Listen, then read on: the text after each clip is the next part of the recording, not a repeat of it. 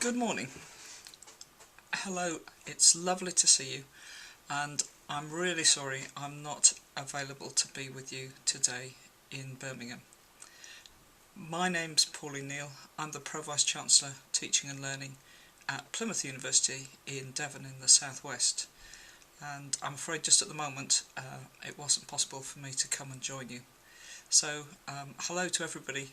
I know, lots of old friends. Really sorry not to be with you. Good morning. It's lovely to see you all. I'm really sorry I couldn't come to Birmingham today.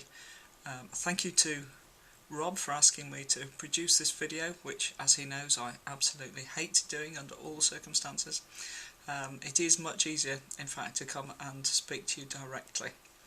I'm Pauline Kneale. I'm the Pro-Vice Chancellor Teaching and Learning at Plymouth University, which is located in the southwest in Devon.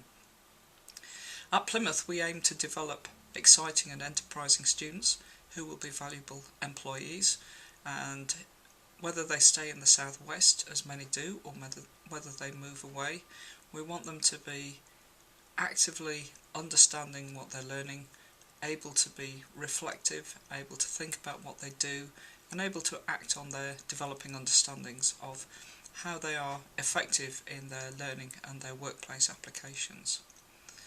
As with most universities, we have a challenging mix of local students, UK-wide undergraduates and postgraduates, international students. Many of our students are under 20 when they arrive, but we have a good mix of more mature students to those over 60. And we have health services, medical and education students, programmes which bring a range of young and adult learners into the university. So people on professional degrees for whom reflection is often a very important part of the process. Rob's challenge to me was to talk about what's new and what's hot. For me, I think this is quite challenging, as we've been working on this agenda since the mid-90s, when we introduced personal planning processes into degrees in my faculty, I think in about 1995, 1996.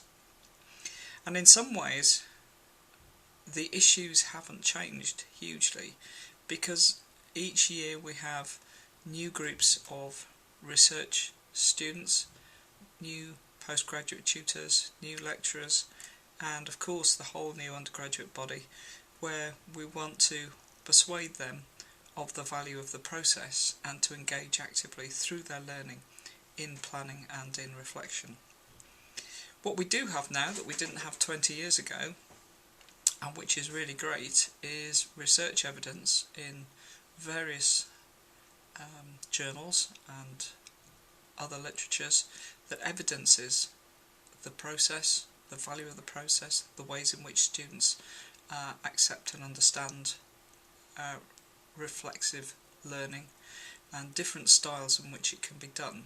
And certainly the articles in Rapport are an exciting opportunity to add research evidence around personal development planning and portfolio work to the student experience, to student reading lists, and to actually showcase good examples of activities to use in class. So for me, on my agenda at the moment is training personal tutors right across the system, especially those who are new, to encourage students to use reflective processes as part of tutorials and workshop learning.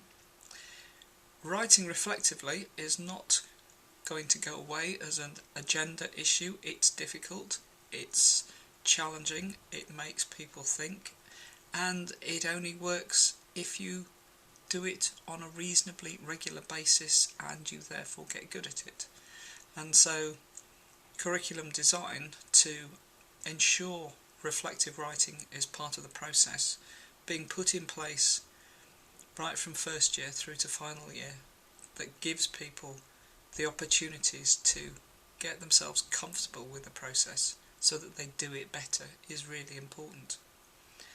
And thirdly, I would say one challenge I'm noticing on my own campus is the rebranding of the university's counselling service, which is happening in one or two other places as well, I think, as we try to find different ways in which to make that service, which has been existing in universities for many years, more user friendly and perhaps seen more as a personal development service. So rebranded as student counselling and personal development service, suddenly we've got something very visibly bringing together some of the opportunities and processes that we also talk about in reflective writing and student learning. And one of the things I think is opening up are new opportunities for staff in counselling and staff in the universities and staff in education development units and learning development units to actually work more closely together.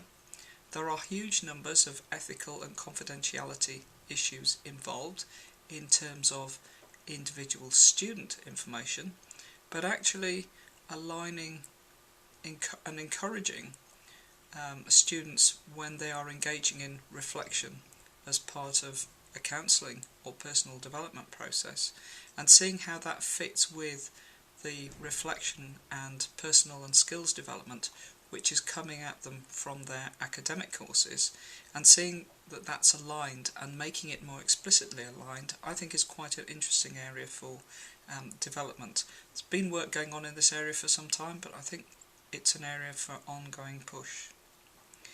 We are, I hope, all familiar with the skills for academic work. We've already made e-portfolio links to employability. For staff, that boundary to personal development is sometimes a difficult one to cross. There's a set of emotional, ethical, personal barriers which are difficult territory, and perhaps spaces of resistance, spaces where staff will push back at us, but I think trying to pull together these groups is something to be encouraged. Just seeing what can be joined up. Let's have students in those spaces using the same electronic platforms, seeing similar and familiar formats, seeing the link between the personal and the academic. So there's my starter for 10 for you this morning. It's been a pleasure, and I'm again extremely apologetic for not being able to be with you today. Thank you.